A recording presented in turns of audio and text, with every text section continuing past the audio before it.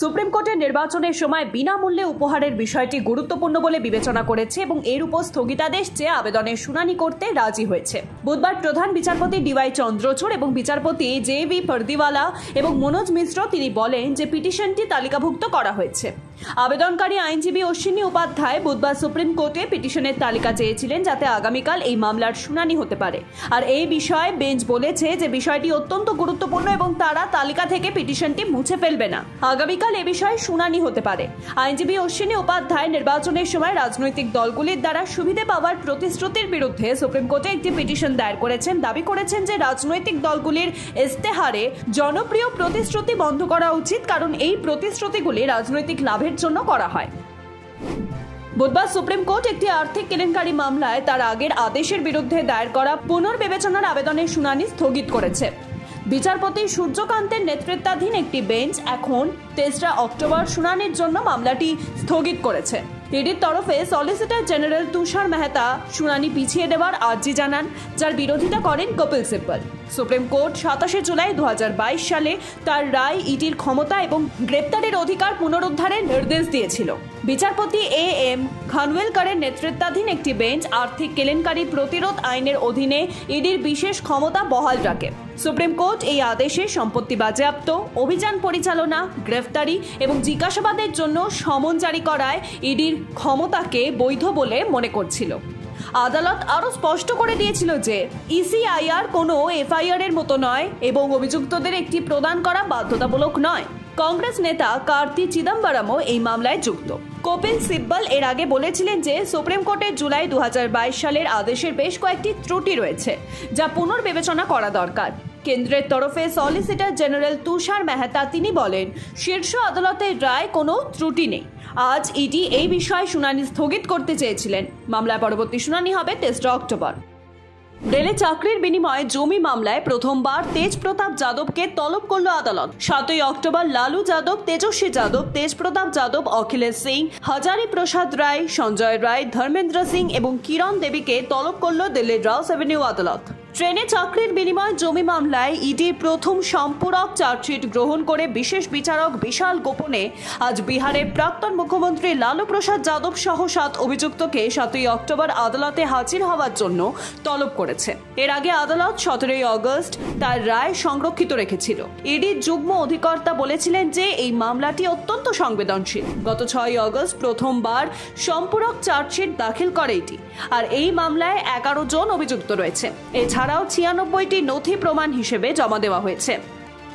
কংগ্রেস নেতা রাহুল গান্ধীর বিরুদ্ধে অবমাননাকর মন্তব্যের অভিযোগে কেন্দ্রীয় মন্ত্রী রবনীত সিং বিট্টুর বিরুদ্ধে দিল্লি হাইকোর্টে একটি পিটিশন দায়ের করা হয়েছে। হিন্দু সেনা প্রধান সুরজিৎ সিং যাদব এই পিটিশন দায়ের করেছিলেন। রাহুল গান্ধীর বিরুদ্ধে দেওয়া বক্তব্যকে মানহানিকর, বিভ্রান্তিকর এবং মিথ্যা বলে অভিহিত করে আবেদনকারী কেন্দ্রীয় মন্ত্রী রবনীত সিং বিট্টুর বিরুদ্ধে মামলা করার আবেদন করে। কেন্দ্রীয় মন্ত্রী রবনীত সিং বিট্টু ১৫ই সেপ্টেম্বর একটি সাংবাদিক সম্মেলনে কংগ্রেসের সাংসদ রাহুল গান্ধীকে নিশানা করেছিলেন। তিনি বলেন, রাহুল গান্ধী ভারতীয় নন, তারা ভারতকে ভালোবাসে না। রাহুল প্রথমে মুসলমানদের ব্যবহার করার চেষ্টা করেছিলেন, কিন্তু তিনি এখন শিখদের বিভক্ত করার চেষ্টা করছেন। তিনি বলেন, রাহুল গান্ধী দেশের ১ নম্বর সন্ত্রাসবাদী। দেশের সংস্থাগুলির উচিত তার উপর নজর রাখা। ঝাড়খণ্ড হাইকোর্টে বাংলাদেশি অনুপ্রবেশকারীদের মামলায় রাজ্যের দায়ের করা প্রতিবেদনকে দুর্ভাগ্যজনক বলে অভিহিত করেছে। বুধবার বাংলাদেশি অনুপ্রবেশকারীদের মামলার শুনানি চলাকালীন আদালত বলে যে এটি দুর্ভাগ্যজনক যে রাজ্যের ডিসি ভুল তথ্য দিয়েছেন যে সাঁওতাল পরগনায় কোনো বাংলাদেশি অনুপ্রবেশকারী নেই। সাহেবগঞ্জে ৪ জন বাংলাদেশি অনুপ্রবেশকারীর কথা বলা হলেও দেওঘরের ডিসি কোনো অনুপ্রবেশের কথা অস্বীকার করেছেন। অন্যদিকে কেন্দ্রীয় সরকার বলেছে যে বাংলাদেশি অনুপ্রবেশকারীরা সাঁওতাল পরগনায় প্রবেশ করেছে, যার ফলে সেখানে একটি নির্দিষ্ট সম্প্রদায়ের জনসংখ্যাও বেড়েছে। প্রধান বিচারপতির নেতৃত্বাধীন বেঞ্চ বলেছে যে তারা ভুল তথ্য দেওয়ার জন্য ডেপুটি কমিশনারদের বিরুদ্ধে আদালত অবমাননার কার্যক্রম শুরু করতে পারত। তবে আদালতের উদ্দেশ্য হলো সাঁওতাল পরগনায় ফ্যাক্ট ফাইন্ডিং টিমের মাধ্যমে বাংলাদেশিরা অনুপ্রবেশ করছে কিনা সে সম্পর্কে সঠিক তথ্য পাওয়া এবং যদি বাংলাদেশি অনুপ্রবেশকারীরা সাঁওতাল পরগনায় প্রবেশ করে তবে তা রোধ করা প্রয়োজন। এদিন সলিসিটর জেনারেল তুষার মেহতা তিনি বলেন যে কেন্দ্রীয় স্বরাষ্ট্র সচিব এবং ঝাড়খণ্ডের মুখ্য সচিব সাঁওতাল পরগনায় বাংলাদেশি অনুপ্রবেশকারীদের তদন্তের জন্য একটি উচ্চ ক্ষমতা সম্পন্ন কমিটি গঠনের বিষয়ে সিদ্ধান্ত নেবেন। আর এই উচ্চ ক্ষমতা সম্পন্ন কমিটিতে যে থাকবে সেই বিষয়েও সিদ্ধান্ত নেবেন উচ্চপদস্থ আধিকারিকরা। উচ্চ ক্ষমতা সম্পন্ন কমিটির বিষয় নেওয়া সিদ্ধান্ত কেন্দ্রীয় সরকার একটি হলফনামার মাধ্যমে দাখিল করবে। মামলার পরবর্তী শুনানি হবে 20 সেপ্টেম্বর। দিল্লি হাইকোর্ট দিল্লির রাজ্য আইন পরিষেবা কর্তৃপক্ষকে নাবালিকা নির্যাতিতাকে 9.65 লক্ষ টাকা ক্ষতিপূরণ দেওয়ার নির্দেশ দিয়েছে। 2022 সালে পাশ হওয়া ট্রায়াল কোর্টের আদেশকে চ্যালেঞ্জ করে একটি আবেদনের ভিত্তিতে এই আদেশ দেওয়া হয়। বিচারিত আদালত নির্যাতিতাকে চূড়ান্ত ক্ষতিপূরণ হিসেবে 10,000 টাকা দেওয়ার নির্দেশ দেয়। এর আগে 2020 সালে তাকে 75,000 টাকার অন্তর্বর্তীকালীন ক্ষতিপূরণ দেওয়া হয়েছিল। 2018 সালে এক নাবালিকা তার বাবার দ্বারা যৌন নির্যাতনের শিকার হয়। ঘটনার সময় তার বয়স ছিল 17 বছর। 2021 সালে অভিযুক্ত বাবা তার বাড়িতে আত্মহত্যা করেন এবং যার পর তার বিরুদ্ধে মামলা বন্ধ হয়ে যায়। উচ্চ আদালত মূল্যায়ন প্রতিবেদনটি পর্যালোচনার সময় পর্যবেক্ষণ করেছিল যে নির্যাতিতা গুরুতর মানসিক আঘাতের শিকার হয়েছেন।